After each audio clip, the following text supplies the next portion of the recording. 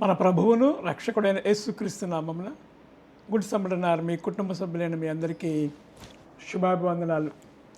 దేవుని యొక్క మహాకృపను బట్టి గతించిన వారమంతా దేవాతి దేవుడు తన కృపలో మనందరినీ కాపాడి సంరక్షించి మన బ్రతుకులో మరి యొక్క పునరుద్ధాన దినము దయచేసి ఆయన సన్నిధానంలో ఆయన బిడ్డలుగా ఆయన నామాన్ని ఘనపరిచి స్తుతించి ఆరాధించి మనం మరి ఒక్కసారి దేవుని యొక్క వాక్యముతో మన జీవితాలను సరిచేసుకోవడానికి దేవాతి దేవుడు మనకు అనుగ్రహించినటువంటి యొక్క కృపను బట్టి మనమందరమును కూడా దేవునికి వందనములు, స్తుతులు, స్తోత్రాలు, కృతజ్ఞతలు చెల్లించవలసిన వారమై ఉన్నాము. మీరందరూ బాగున్నారు కదా? మీ కొరకు మానక ప్రతి ఉదయము ప్రార్థన చేస్తూ ఉన్నాను అని చెప్పడానికి ఇష్టపడుతూ ఉన్నాను. దేవతి దేవుడు మిమ్మల్ని అందరినీ కూడా దీవించి ఆశీర్వదించి ఫలింపచేసి నిత్య రాజ్యములకు వారసులుగా మిమ్మల్ని చేయునుగాక. ఆమెన్. ఈ వారము ఈస్టర్ తరువాతి మొట్టమొదటి ఆదివారము. ఈ ఈస్టరు తరువాతి మొట్టమొదటి ఆదివారం కొరకు ఏర్పాటు చేయబడినటువంటి దేవుని యొక్క లేఖన భాగములుగా పాత నిబంధన పాఠ్య భాగముగా యోబు గ్రంథము 19వ అధ్యాయము 25వ వచనం మొదలుకొని 27వ వచనం వరకు ఉన్నటువంటి పాఠ్యభాగము పాత నిబంధన పాఠ్యభాగం అయితే, పత్రికా పాఠ్యభాగముగా పరిశుద్ధులైనటువంటి పేతురు గారు భక్త కోటికి రాసినటువంటి మొదటి పత్రిక మొదటి అధ్యాయము 17వ వచనం మొదలుకొని 2వ అధ్యాయము 3వ వచనము వరకు ఉన్నటువంటి లేఖనము పత్రికా పాఠ్యభాగముగా ఇవ్వబడింది. అలానే సువార్త పాఠ్యభాగముగా పరిశుద్ధులైనటువంటి యోహాను గారు రాసినటువంటి సువార్త 21వ అధ్యాయము 15వ వచనం మొదలుకొని 19వ వచనం వరకు ఉన్నటువంటి లేఖనములు ఈ వారము మనకు పాఠ్యభాగములుగా ఇవ్వబడి ఉన్నవి. ఈ లేఖనములను ధ్యానం చేయడానికి ముందుగా దేవుని నడిపింపు, ఆత్మ సహాయం కోరుకుందాం. కృపయు కనికరం గల ప్రియ పరమ తండ్రి, వందనాలు, స్తుతులు, స్తోత్రాలు దేవా నీ కృపను బట్టి ఉదయకాల సమయంలో మరి ఒకసారి నీ పాత్రకు వచ్చినాం. కొద్ది నిమిషం నీ వాక్యమును ధ్యానింపంటుండగా నీ ఆత్మచేత నన్ను మమ్మ నింపి నడిపించండి. నా నోటి మాటలు, నా హృదయ ధ్యానము నీ దృష్టికి అంగీకారముగా చేయమని మహిమ పొందుకోమని ప్రియ కుమారుడు రక్షకుడైన యేసుక్రీస్తు నామమున మిక్కిలి వినయంతో ప్రార్థించి వేడుకొనుచున్నాము తండ్రి. ఆమేన్. ఈస్టర్ తరువాతి మొట్టమొదటి ఆదివారం కొరకు ఏర్పాటు చేయబడినటువంటి లేఖనములు మనము ఆలోచన చేస్తూ ఉంటున్నప్పుడు పాత నిబంధన పాఠ్యభాగంలో యోబు గారు నా విమోచకుడు సజీవుడు అనేటువంటి మాటను మాట్లాడుతూ ఉన్నాడు. అలానే ఈ పత్రికా పాఠ్యభాగం వచ్చేసరికి పేతురు భక్తకోటికి రాసినటువంటి పత్రికలో అంటాడు, మీరు వెండి బంగారముల వంటి క్షయ వస్తువుల చేత మీరు విమోచింపబడలేదు అని మాట్లాడుతూ నిర్దోషియు నిష్కలంషుడు అయినటువంటి గొర్రెపిల్ల వంటి క్రీస్తు రక్తము చేత మీరు విమోచింపబడ్డారు అనేటువంటి మాటను మాట్లాడుతూ ఉన్నారు. అలానే పునరుద్ధరణ తిరిగి లేచిన తరువాత పేతురు గారితో యేసుక్రీస్తు వారు ప్రత్యేకమైనటువంటి సంభాషణ ఆయన చేసి, నీవు నన్ను ప్రేమిస్తున్నావా, అయితే నా గొర్రెల మేపుము అని చెప్పడం కూడా మనము చూస్తూ ఉన్నాం. ఈ 3 లేఖనాలు మనము పరిశీలన చేస్తూ ఉంటున్నప్పుడు దేవుడు ఎవరు అనే విషయాన్ని మనము జ్ఞాపకం చేసుకోవాలి. ఆయన ఎలాంటి వాడు అనేటువంటి విషయాన్ని మనం జ్ఞాపకం చేసుకోవాలి. ఆయన ఏమి చేస్తాడు అనేటువంటి విషయాలు మనం ఆలోచన చేస్తూ ఉంటున్నప్పుడు పాత నిబంధన పాఠ్యభాగమైనటువంటి యోబు గ్రంథాన్ని మనము పరిశీలన చేస్తూ ఉంటున్నప్పుడు యోబు గారు వంటి భక్తుడు, నీతిమంతుడుగా ఎన్ని శ్రమలు ఉన్నప్పటికీ, ఎన్ని వేదనలు పడ్డప్పటికీ తన భార్య, తన స్నేహితులు అందరూ కూడా ఆయన చేసినటువంటి భక్తి జీవితాన్ని హేళన చేసినప్పటికీ కూడా అతడు ఎంత మాత్రము కూడా దేవునిని ఒక మాట అయినా కూడా దూషింపలేదు, కోపపడలేదు, వ్యసనపడలేదు. ఇలాంటి భక్తిపరుడిని మనము ఎక్కడ చూసి ఉన్నాము పరిశుద్ధ బైబిల్ గ్రంథంలో. ఎందుకంటే యోబు యొక్క జీవితము ఒక సవాలుతో కూడుకున్నది. దేవుడే యోబు మీద నమ్మకం ఉంచి అపవాదితో మరి పోటీ పడి అపవాదిని జయించినటువంటి వ్యక్తిగా మనం చూస్తూ ఉన్నాం యోబు ద్వారా. ఎందుకంటే యోబును దేవాతి దేవుడు అనేక రీతిలుగా శ్రమ పెట్టినప్పటికీ, శోధించినప్పటికీ కూడా దేవుని విసుగులేదు, దేవుని ఒక మాట కూడా బదులు పలకలేదు. ఇలాంటి పరిస్థితుల్లో మనము గమనించవలసినటువంటి విషయం ఏంటంటే, యోబు జీవితంలో కాదు, ఎవరి జీవితంలో అయినా ఏదో ఒక సందర్భంలో కొన్ని శోధనలు రావడం అనేది సహజం. అయితే ఆ శోధనలో కూడా మనము ఎవరి మీద ఆధారపడాలి, ఎవరిని ప్రేమించాలి అనే విషయాన్ని భక్తుడు యోబు గారి ద్వారా మనం జ్ఞాపకం చేసుకుంటూ ఉన్నాం.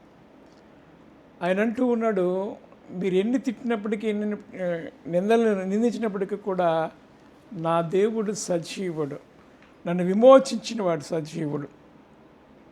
మై రిడీమర్ ఈజ్ అలైవ్, నన్ను విమోచించేటువంటి వాడు సజీవుడుగా ఉన్నాడు, నా విమోచకుడు సజీవుడు అని నేను ఎరుగుదును అనేటువంటి మాటను మాట్లాడుతూ ఉన్నాడు. అంటే ఎంత గొప్ప నిరీక్షణ కలిగి ఉన్నాడు, ఎంత గొప్ప విశ్వాసము కలిగి ఉన్నాడు, ఎంత గొప్ప ఓర్పు కలిగి ఉన్నాడు అనే విషయాన్ని మనము ఈ యోబు గారి యొక్క జీవితాన్ని మనము పరిశీలన చేయటం ద్వారా ఈ విషయాలు మనకు అర్థమవుతూ ఉంటాయి. మరి దేవాతి దేవుడే తనకి రివల్యూషన్ ఇచ్చి ఆయన ద్వారా మాట్లాడినటువంటి మాట, నా విమోచకుడు సజీవుడు. అప్పటికే యోబు గారు ఎన్నో చరిత్రలు విని ఉండవచ్చు పాత నిబంధన కాలంలో. మరి ముఖ్యంగా మరి నిర్గమకాండ గ్రంథంలో అవ్వచ్చు, ఐగుప్తీయులను దేవాతి దేవుడు నడిపించిన విధానం అవ్వచ్చు, వారిని పోషించిన విధానం అవ్వచ్చు, వారితో మాట్లాడినటువంటి పరిస్థితులన్నీ అవ్వచ్చు. ఇవన్నీ చూసినటువంటి వ్యక్తిగా కూడా మరి యోబు గారు ఉన్నాడు నేను అనుకుంటూ ఉన్నాను. ఆయన అంటున్నటువంటి మాట, నా విమోచకుడు సజీవుడనియు తరువాత ఆయన భూమి మీద నిలిచిననియు నేను ఎరుగుదును. హీ నోస్, ఆయన అంటూ నేను ఎరుగుదును, నా విమోచకుడు సజీవుడు అని నేను తెలుసుకుంటాను. అంత మాత్రమే కాదు, కానీ ఆయన భూమి మీదకు వస్తాడు అనేటువంటి మాటను జ్ఞాపకం చేస్తూ ఉన్నాడు. ఎంత గొప్ప రెవల్యూషన్ దేవుడు తనకి ఇచ్చాడో మనము జ్ఞాపకం చేసుకోవాలి. విమోచకుడు సజీవుడు, ఇదే మాటను ఇంకా కొంచెం లోతుగా మనం వెళుతూ ఉంటున్నప్పుడు, ఇలాగున చర్మము చీకిపోయిన తరువాత శరీరముతోనే నేను దేవుని చూచెదను, నా మట్టుకు నేనే చూచెదను, మరి ఎవరు కాదు, నేనే కన్నులారా ఆయనను చూచెదను, నాలో నా అంతరింద్రియములు కృషించుచున్నవి. ఎంత గొప్ప నిరీక్షణతో మాట్లాడుతూ, నా మట్టుకు నేనే చూచెదను, నా శరీరము చీకిపోయినప్పటికీ కూడా నేను నా దేవుడిని చూస్తాను అనేటువంటి మాటను జ్ఞాపకం చేస్తూ ఉన్నాడు. ఈ మాటను మనం ధ్యానం చేస్తూ ఉంటున్నప్పుడు పౌలు భక్తుడు కొరింథీయులు రాసినటువంటి 2వ పత్రిక 5వ అధ్యాయంలో కూడా అంటూ ఉంటాడు కదా, భూమి మీద మన గూఢాలమైన ఈ నివాసము శిథిలమైపోయినను చేతి పని కాక దేవుని చేత కట్టబడినటువంటి గృహము, అది వాడబారనది నిర్మలమైనది అనేటువంటి గృహము పరలోకమందు మనకు ఉన్నదని మనం ఎరుగుద్దాము అంటాడు పౌలు భక్తుడు. అంటే వీళ్ళందరికీ ఎలా ఈ రెవల్యూషన్ వచ్చిందంటే, పరిశుద్ధాత్మ అభిషేకముతో వీరు నింపబడిన వారే దేవాతి దేవుడు వారికి రెవల్యూషన్ ఇచ్చాడు.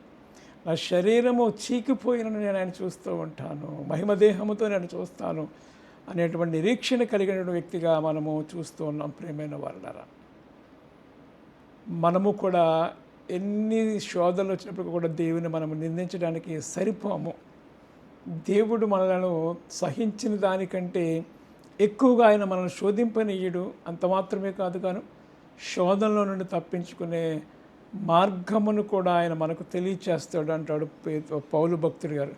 కాబట్టి దేవాతి దేవుడు మనల్ని శోధింపనీయడు, సహింపదగిన దానికంటే ఎక్కువ శోధింపనీయడు. కాబట్టి గొప్ప నిరీక్షణ కలిగిన విమోచకుడు సజీవుడు. నిజమే కదా, ఆయన ఎవరు? సజీవుడు, ఉన్నవాడును అనువాడును, అబ్రహాము, ఇస్సాకు, యాకోబుల దేవుడను.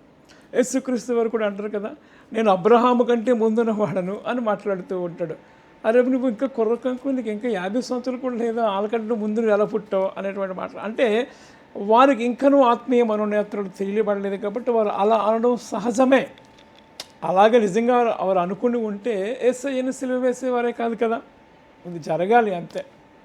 కాబట్టి మనం జ్ఞాపకం చేసుకోవాల్సింది ఏంటంటే, దేవుడు ఎవరు అంటే విమోచించేవాడు, దేవుడు ఎవరు అంటే విడుదల ఇచ్చేటువంటి వాడు, దేవుడు ఎవరు అంటే నిన్ను నన్ను కూడా పరలోక రాజ్యమునకు తీసుకుని వెళ్ళేవాడు, దేవుడు ఎవరు అంటే నీ పక్షముగా నా పక్షముగా ఆయన సిలువలో బలి అయిపోయి తన ప్రాణాన్ని త్యాగం చేసినటువంటి వ్యక్తి. దేవుడు ఎవరు అంటే ఆయన నిర్దోషి, నిష్కల్మషుడు, పవిత్రుడును, పాపులలో చేరక ప్రత్యేకముగా ఉన్నటువంటి వాడు అంటాడు. ఈ ఆయన గురించి మాట్లాడుతూ ఉన్నప్పుడు అపోస్తలుడైన పౌలు హెబ్రీ సంఘానికి లేఖ రాస్తూ అనేక విషయాలు తెలియజేస్తూ ఉంటాడు. ఆయన ప్రధాన యాజకుడిగా ఉన్నాడు. ఆయన తన యొద్దకు వచ్చి వారందరి పక్షమున నిరంతరమును విజ్ఞాపన చేయువాడుగా ఉన్నాడు, నిరంతరము జీవించువాడుగా ఉన్నాడు అనే విషయాన్ని జ్ఞాపకం చేస్తూ దేవుని యొక్క ఆ క్వాలిటీస్ని అన్నీ కూడా ఆయన తెలియచేస్తూ ఉంటాడు, దేవుని ప్రియమైన వారులారా. కాబట్టి మన దేవుడు ఎవరు అంటే ఆయన ఉన్నవాడు, మన దేవుడు ఎవరు అంటే నిష్కల్మషుడు, మన దేవుడు ఎవరు అంటే పరిశుద్ధుడు, మన దేవుడు ఎవరు అంటే విమోచించినటువంటి వాడిగా మనము చూస్తూ ఉన్నాం. ఆలోచన చేస్తూ ఉంటున్నప్పుడు హెబ్రీ పత్రికలు అన్ని విషయాలు కూడా మనము జ్ఞాపకం చేస్తూ ఉన్నప్పుడు అపోస్తలుడైన పౌలు హెబ్రీ సంఘానికి లేఖ రాస్తూ 7వ అధ్యాయంలో ఆయన అంటూ ఉంటాడు, ఆయన ప్రధాన యాజకుడు అనే విషయాన్ని జ్ఞాపకం చేస్తూ ఉంటాడు. 24వ వచనం, నిరంతరమును ఉన్నవాడు కనుక మార్పు లేని యాజకత్వము కలిగిన వాడుగా ఉన్నాడు అంటాడు. ఈయన తన ద్వారా దేవుని యొద్దకు వచ్చివారి పక్షమున విజ్ఞాపన చేయడానికి, దేవుని యొద్దకు వచ్చివారి పక్షమున విజ్ఞాపన చేయడానికి ఈజ్ ఏ మీడియేటర్, ఆయన మధ్యవర్తిగా ఉన్నటువంటి విషయాన్ని మనం జ్ఞాపకం చేస్తూ ఉన్నాం. ఇంకేమంటూ ఉన్నాడంటే, తన ద్వారా దేవుని యొద్దకు వచ్చివారి పక్షమున విజ్ఞాపనము చేయుటకును నిరంతరమును జీవించుచూ ఉన్నాడు గనుక వారిని సంపూర్ణముగా రక్షించుటకు శక్తిమంతుడై ఉన్నాడు. దేవుని నామానికి మహిమ కలుగును గాక. మన దేవుడు ఎవరంటే మనలను సంపూర్ణముగా రక్షించడానికి శక్తిమంతుడై ఉన్నాడు, మార్పు లేని యాజకత్వము కలిగిన వాడుగా ఉన్నాడు, మన పక్షముగా విజ్ఞాపనము చేయువాడుగా ఉన్నాడు. రోమపత్రిక 8వ అధ్యాయంలో మనం చూస్తూ ఉంటాం కదా, క్రీస్తు ప్రేమను మనల్ని ఎడబాపువాడు ఎవడు అని మాట్లాడుతూ ఆయన మన పక్షమున తండ్రి దేవుని కుడిపార్శ్వమున ఆయన కూర్చుండి ఆయన మన పక్షమున ప్రార్థన చేయుచూ ఉన్నాడు అనేటువంటి మాటను జ్ఞాపకం చేస్తూ ఉన్నాడు. ఆయన ఎవరట? మన పక్షమున ప్రార్థించేవాడు, మన పక్షమున విజ్ఞాపన చేసేవాడు, మన పక్షమున ఆయన నిరంతరము కూడా మన బదులుగా ఆయన జ్ఞాపకం చేస్తూ తండ్రి దేవుని కుడిపార్శ్వమున ఉన్నాడనే విషయాన్ని ఈ పౌలు గారు హెబ్రీ సంఘానికి లేఖ రాస్తూ మాట్లాడుతూ ఉన్నాడు. ఇంకేమంటూ ఉంటాడు, పవిత్రుడును, నిర్దోషియు, నిష్కల్మషుడును, పాపులలో చేరక ప్రత్యేకముగా ఉన్నవాడును, ఆకాశ మండలము కంటే మిక్కిలి హెచ్చైన వాడును, ఇట్టి ప్రధాన యాజకుడు మనకు సరిపోయినవాడు. దేవుని నామానికి మహిమ కలుగును గాక. ఆయన గుణగణములను మరి ఇంత గొప్పగా ఎవరు కూడా చెప్పి ఉండలేదని నేను అనుకుంటూ ఉంటాను. ఏమంటూ ఉన్నాడు?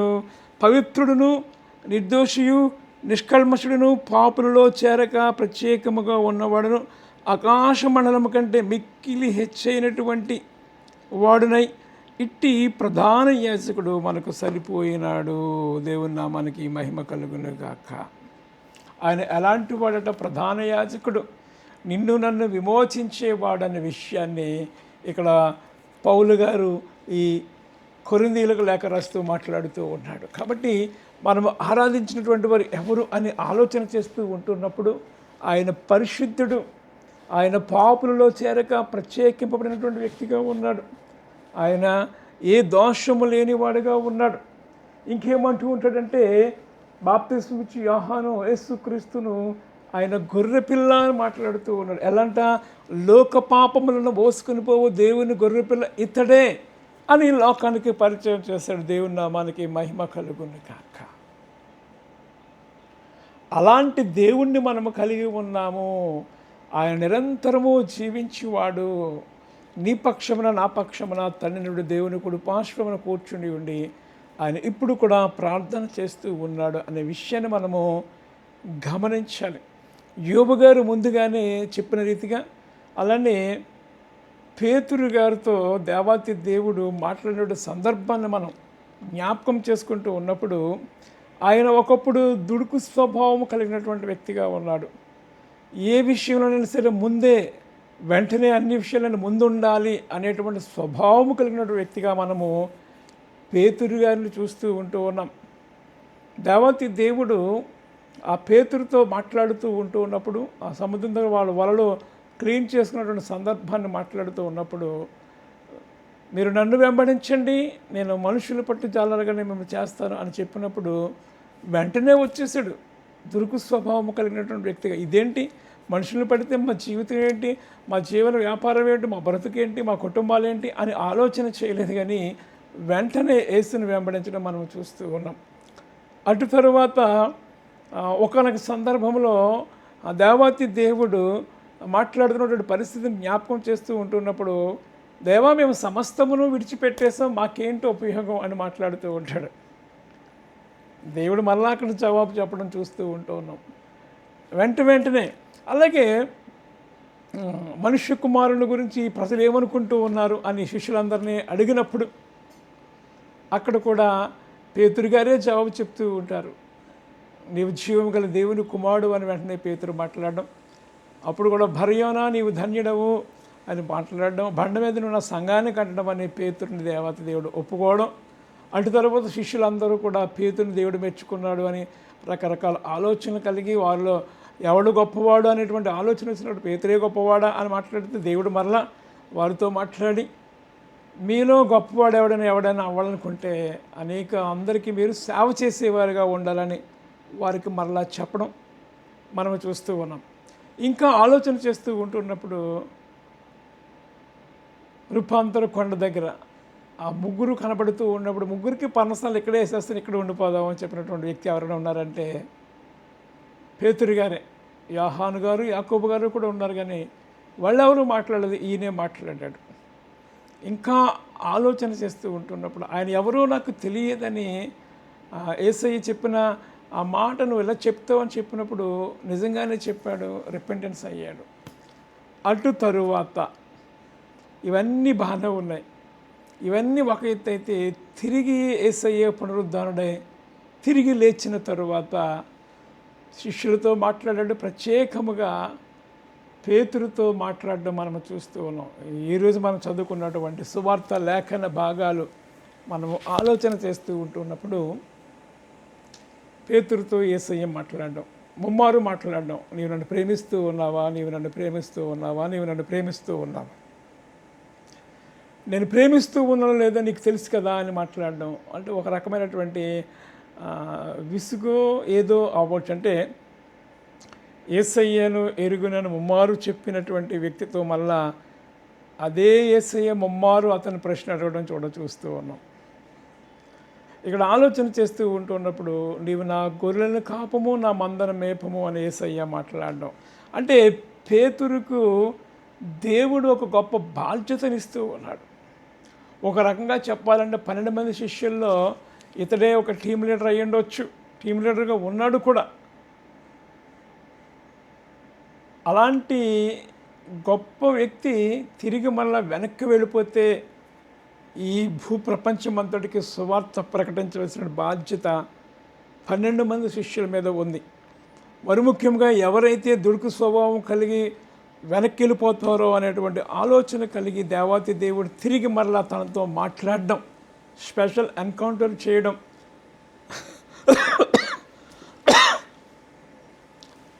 అటు తరువాత మరి పేతురుతో దేవుడు మాట్లాడుతూ కూడా చూస్తూ ఉన్నాం. పేతురు యొక్క భవిష్యత్తుని ముందుగానే పేతురుకు చెప్పేశాడు.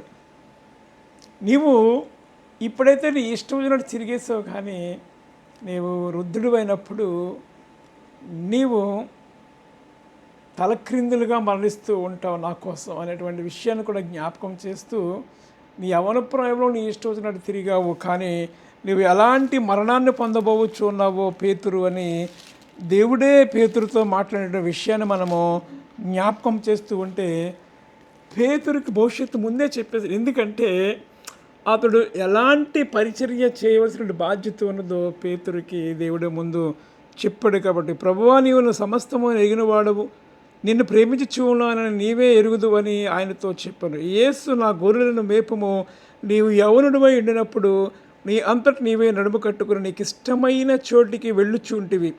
నీవు ముసలివాడవైనప్పుడు నీ చేతులు నీవు చాచెదవు, వేరొకడు నీ నడుమును కట్టి నీకు ఇష్టము కాని చోటికి నిన్ను మోసుకొని పోవనని నీతో నిశ్చయముగా చెప్పుచూ ఉన్నానని అతనితో చెప్పాను. అతడు ఎట్టి మరణం వలన దేవుని మహిమపరచునో దాన్ని సూచించుచు ఆయన ఈ మాట చెప్పాను. దేవుని నామమునకు మహిమ కలుగును గాక. పేతురు ఒక్కడితోనే ఈ విషయం చెప్పాడు. శిష్యులందరికీ మీరు ఎలా చచ్చిపోతారని చెప్పలేదు, కానీ పేతురు గారితో ఈ విషయాన్ని చెప్పాడు. నువ్వు ముసలివాడినప్పుడు తిరిగి ఎలాంటి పరిస్థితికి వస్తూ ఉంటుంది అనేటువంటి విషయాన్ని జ్ఞాపకం చేశాడు. నిజానికి అలానే యేసయ్యను ఇలా సిలువ వేశారు, కానీ నేనైతే అలాగ సిలువ వేయించుకోవడం యోగ్యుడిని కాను అని చెప్పినటువంటి వ్యక్తిగా పేతురుని మనం చూస్తూ ఉన్నాం. ఒకప్పుడు దుడుకువాడు, ఒకప్పుడు అబద్ధమాడినటువంటి వ్యక్తిని దేవుడు ఎరీతిగా ఏర్పాటు చేసుకుని క్రీస్తు కొరకు ఒక గొప్ప హతసాక్షిగా దేవుడు వాడుకున్నాడనే విషయాన్ని మనము జ్ఞాపకం చేసుకోవాలి. 12 మంది శిష్యులు ఒకటిగా ఎంచబడిన వాడైనప్పటికీ కూడా ఒక ప్రత్యేకమైన బాధ్యతను ఇచ్చాడు. 12 మందిని కూడా నడిపించే బాధ్యతను దేవుడు పేతురు గారికి ఇచ్చాడు. ఆలోచన చేస్తూ ఉంటున్నప్పుడు నీవు నేను కూడా దేవుని కొరకు పనిచేసే ఒక పాత్ర వలె, ఒక పేతురు గారి వలె. ఒకప్పుడు పేతురు ఎందుకు పనికిరాని వ్యక్తిగా ఉన్నాడు, చదువులేని వ్యక్తిగా ఉన్నాడు. అయినప్పటికీ కూడా పేతురు గారి జీవితాన్ని మనం ఆలోచన చేస్తూ ఉంటున్నప్పుడు భూమిని తలక్రిందులు చేయవారు ఇక్కడ కూడా ఉన్నారా అని అనిపించుకునేంతగా గొప్ప భక్తుడిగా పేతురు గారు మారిపోయారు. ఆయన చేసినటువంటి మొట్టమొదటి ప్రసంగాన్ని మనము ఆలోచన చేస్తూ ఉంటున్నప్పుడు ఎంతో ధైర్యంతో ఆయన మాట్లాడాడు.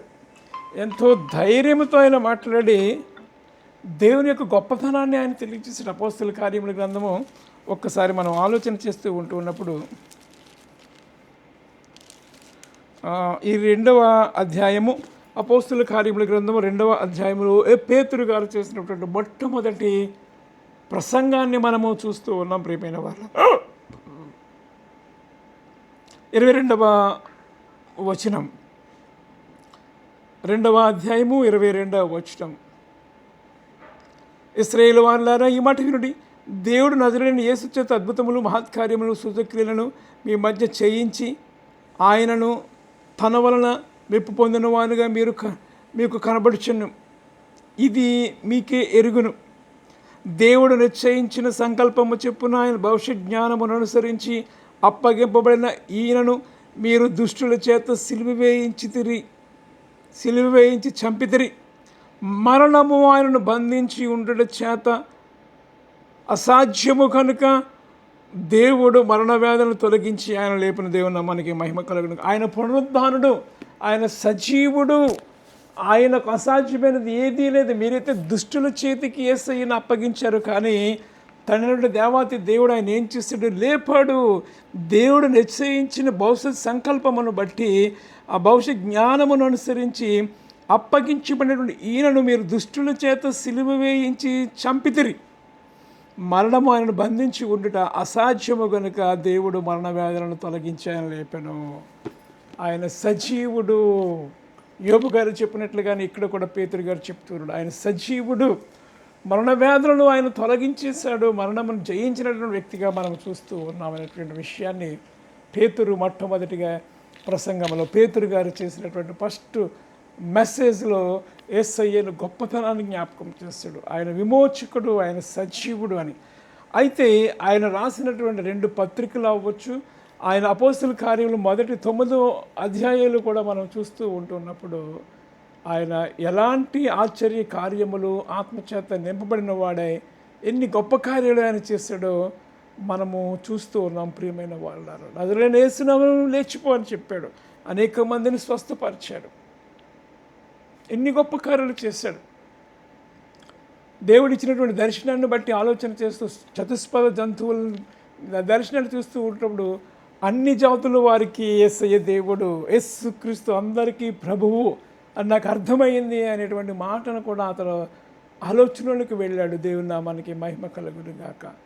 దేవుని కొరకు మనం నిలబడాలని ప్రయత్నిస్తే దేవుడే మనల్ని వాడుకుంటూ ఉంటాడు. నీవు చదువు ఉందా లేకుందా, అందం ఉందా లేకపోయినా, ఏమి ఉన్నా లేకపోయినా దేవుని కొరకు నువ్వు జీవించాలనేటువంటి తీక్షణ నీలో ఉంటే దేవుడే నిన్ను వాడుకుంటూ ఉంటాడు. అలాంటి దేవుని గురించి పేతురు గారు ఏమంటూ ఉన్నాడు? ఈరోజు మనం చదువుకున్నాం కదా, పేతురు గారు రాసినటువంటి ఈ పత్రికను ఆలోచన చేస్తూ ఉంటుండు. వెండి బంగారముల వంటి క్షయ వస్తువుల చేత మీరు విమోచింపబడలేదు. మొట్టమొదటి ఆ పత్రికలోనే ఈ మొదటి అధ్యాయంలోనే ఆయన మాట్లాడుతూ ఉన్నాడు. ఏమంటాడు?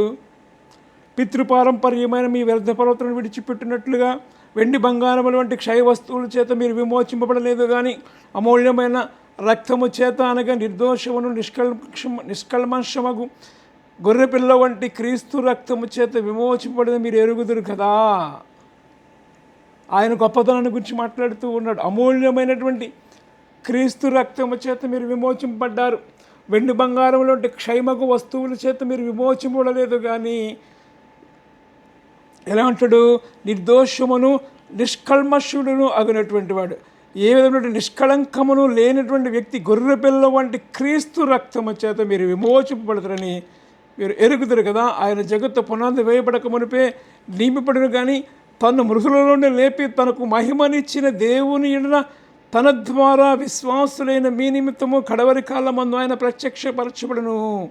కాగా మీ విశ్వాసం వలన నిరీక్షణ దేవుని యందు ఉంచబడి ఉన్నది అనేటువంటి మాటను జ్ఞాపకం చేస్తున్నాడు. ఆయన ఏ రీతిగా మనల్ని విమోచించాడు అనే విషయాన్ని, తన ప్రశస్తమైనటువంటి పరిశుద్ధమైనటువంటి రక్తము గొర్రెపిల్ల వంటి క్రీస్తు రక్తము చేత మీరు విమోచింపబడి ఉన్నారు. పేతురు గారు మాట్లాడినటువంటి మాట, యోబు గారు మాట్లాడినటువంటి మాటను మనం ఆలోచన చేస్తూ ఉంటున్నప్పుడు మన దేవుడు ఎవరు? విమోచకుడు. మన దేవుడు ఎవరు? సజీవుడు. మన దేవుడు ఎవరు? నిర్దోషి. మన దేవుడు ఎవరు? ప్రధాన యాజకుడిగా తండ్రి దేవుని కుడిపార్శ్వమున కూర్చుని నీ పక్షమున నా పక్షమున ఆయన ప్రార్థన చేస్తూ ఉన్నాడు. కాబట్టి ఈ లోకానికి నీకు మనందరికీ ఒకటే మాట ఆయన చెప్తూ ఉన్నాడు. ఆయన సజీవుడు, ఉన్నవాడు. శిష్యులందరితో కూడా మాట్లాడాడు కదా, తండ్రి యొక్క కుమారుని యొక్క పరిశుద్ధాత్మ యొక్క నామములో మీరు బాప్తిస్మం సృష్టి అంతటికి నన్ను ప్రకటన చేయండి. యుగ సమాప్తి వరకు సదాకాలం నేను మీతో ఉన్నాను అని చెప్పినటువంటి దేవతి దేవుడు సదాకాలం మనతో ఉండి క్రీస్తు కొరకు సాక్షులుగా మనం ఉండి దేవుని నామాన్ని ప్రకటించేవారుగా, నిజమైనటువంటి దేవుని ప్రకటించేవారుగా మనం ఉందాం. అట్టి కృపా పరిశుద్ధాత్మ దేవుడు సదా మనందరికీ దయచేయను కాక. ఆమేన్. దేవా నీకు వందనాలు. విత్తబడినటువంటి వాక్యము బిడ్డల జీవితంలో ఫలింపచేసి నాటింపచేసి వర్ధలింపచేయమని, మహిమ పొందుకోమని, బిడ్డలందరినీ దీవించి ఆశీర్వదించమని, నిత్యరాజ్యములకు వారసులుగా చేయమని, సాక్షులుగా జీవించే భాగ్యం అనుగ్రహించమని ప్రియకుమారుడు రక్షకుడైన యేసుక్రీస్తు నామమున ప్రార్థించి వేడుకొనుచున్నాము తండ్రి. ఆమేన్. తండ్రి కుమార పరిశుద్ధాత్మ త్రియేక దేవుని దీవెన మీకు తోడేయును గాక. ఆమేన్.